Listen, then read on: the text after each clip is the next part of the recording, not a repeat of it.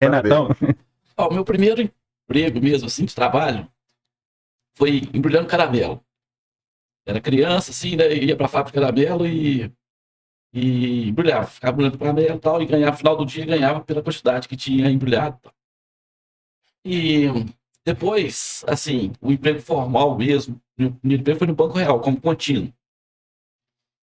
Aí eu fui promovido, depois escriturário, fui caixa e cheguei a trainee de gerente. É, quase, né? Eu já estava a caminho de ser trainee de gerente quando teve o plano Sarney.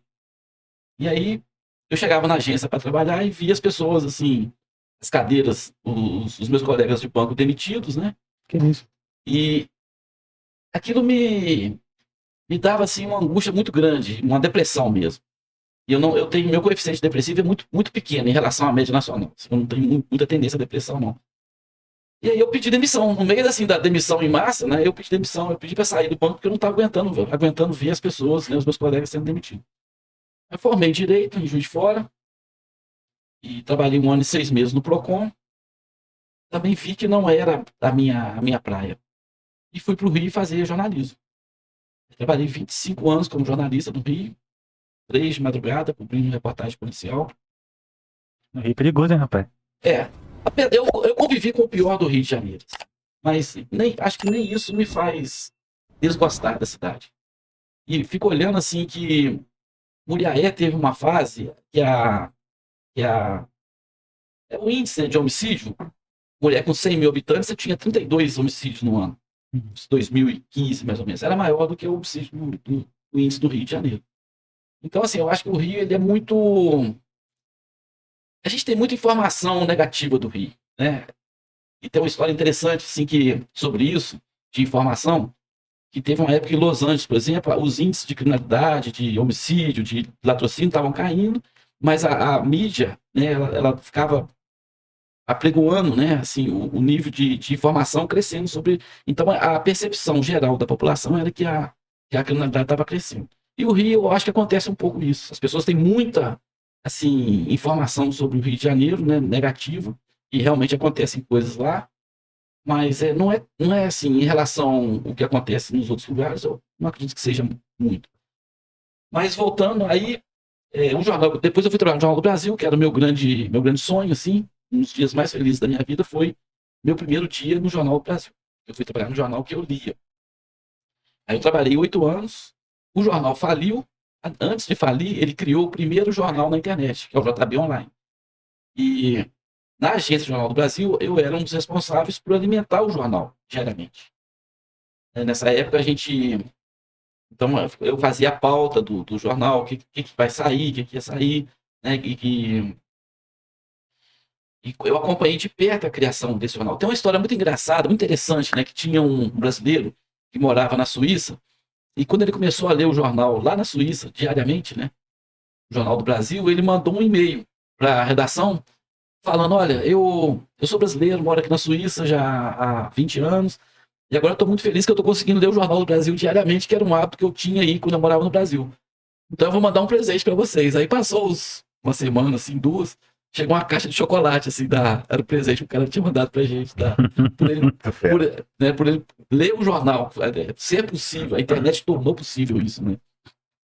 Legal. Cara, tem uma história que eu esqueci o nome da notícia na época, que minha esposa até comentou com você que você cobriu, que ela te perguntou detalhes, que tem até um documentário, se não me engano, na Netflix. Da Daniela Pérez. Isso, ele Eu, cobriu. eu ia perguntar para você, depois que eu se apresentasse também, eu ia perguntar para você justamente isso. Qual foi o caso que você cobriu que teve mais notoriedade no país, assim, grande, lá na época que você trabalhava?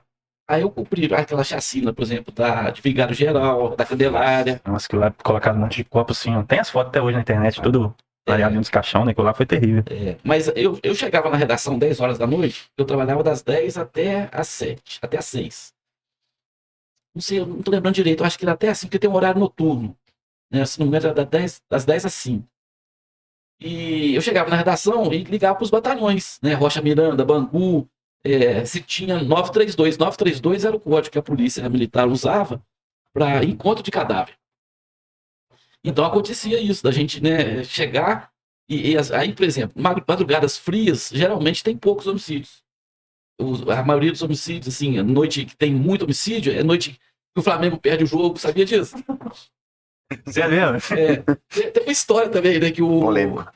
quando o Corinthians perde o jogo, o carro que é produzido naquela segunda-feira seguinte é o carro pior, né? Uhum, Não tem uns carros assim que são cheios de problema? uhum. Aí esse carro aí foi produzido na segunda-feira que o Corinthians perdeu o jogo. Isso, pelo menos antes tinha essas histórias. Hoje com a automação, assim, né, das fábricas, não sei se é muito assim ainda. Mas é fácil você entender isso, porque o sentimento, né? O cara que o time dele perdeu, ele vai trabalhar, vai Bolado, né? fazer. Então, acredito que isso Eu aconteça. acredito também. Mas no Rio, eu morei 14 anos no Rio também, o diretor também morou lá um tempo. E o Rio tem muito disso que você falou, quando a mídia pega pra pegar no pé mesmo, entendeu? Mostra coisas absurdas que realmente não pode ser negadas que acontece, porque acontece, o Rio é uma cidade perigosa. Mas eu também tenho essa impressão de que é menos do que a mídia fala. Entendeu? É claro que tem casos isolados ali, uma rebelião, as coisas que acontecem, porque é cidade grande, o pessoal tem que entender que é o quê?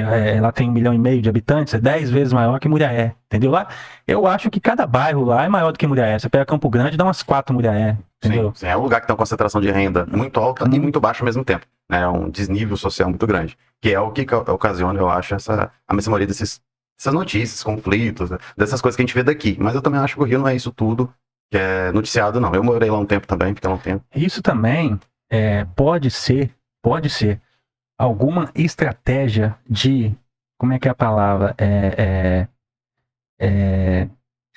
De poder não queimar o filme, mas o Rio sempre teve um glamour, entendeu? O Rio sempre foi a cidade maravilhosa, no Brasil todo mundo queria ir para lá. Talvez isso seja uma tentativa de diminuir o glamour do Rio, porque tem outras áreas no Brasil, por exemplo, Santa Catarina, que vem crescendo muito industrialmente. Então, isso pode ser alguma coisa, vamos diminuir aqui o brilho daqui para o brilho daqui aumentar. E realmente, todo mundo está indo para Santa Catarina, Balneário, todo mundo está preferindo empresa, quem vem migrar de outros estados, o pessoal agora está preferindo ir para lá. Eu acredito muito nisso que você falou. Mas eu acredito que esse processo de queimação de filme do Rio, ele é deliberado. Ele é um processo planejado. Então, por exemplo, o Rio ele tinha uma bolsa de valores. Né? E essa bolsa de valores ela foi fechada e mandada para São Paulo. São Paulo não precisa de bolsa de valores. Né? Seria mais assim, honesto, mais equilibrado você trazer a bolsa de São Paulo para o Rio. Né? Porque São Paulo já é rico o suficiente. Então, o Rio ele passa por um processo de esvaziamento. Mas isso e, por exemplo, os governadores do Rio que foram presos, né, eu não estou defendendo eles, mas eles não fizeram nada mais do que é feito em todo o estado. Entendeu? Parece que tá uma brincadeira, né? Sim. Os últimos 5, você pega 20 anos para trás do governo do Rio, todos foram presos. Vem Pezão, Witzel, Cabral Garotinho. e o Garotinho. É headline, né? O Rio de Janeiro vive na headline. É muito dinheiro, cara. Então, eu acredito assim, o Rio, por ser uma capital cultural, eu, por exemplo, quando eu fui morar no Rio, era muito interessante, assim. O pessoal falou, mineiro. Aí gostavam de que a gente contasse história, os amigos que eu fiz no Rio, né? Mas a gente foi vendo, assim, na medida que o tempo foi passando, que a cidade ela foi mudando, sabe? E tinha uma coisa interessante que era o Canecão, né? O Canecão era uma casa de espetáculos, né, de shows, que qualquer pessoa que quisesse fazer sucesso no Brasil, obrigatoriamente teria que fazer sucesso no Canecão. Então, se a pessoa quisesse se consagrar nacionalmente, ela teria que passar uma temporada lá no Canecão e fechar até o Canecão, né? Arranjar um jeito de fechar o Canecão, sabe? Então, você vê que são coisas assim que são muito plausíveis, né? Direcionada, né? É um processo mesmo de queimação de filme, mas é por causa da cultura. Eu tenho um sobrinho neto de 8 anos, a gente conversa, né? Eu pergunto assim, que lugar você quer conhecer? Rio de Janeiro. Então, sabe, aquele encanto, né? E qualquer criança do Brasil, do Nordeste, do Sul, de Santa Catarina, né? Qualquer lugar do Rio Grande do Sul, a criança ela tem aquele deslumbre. O Rio ele exerce essa...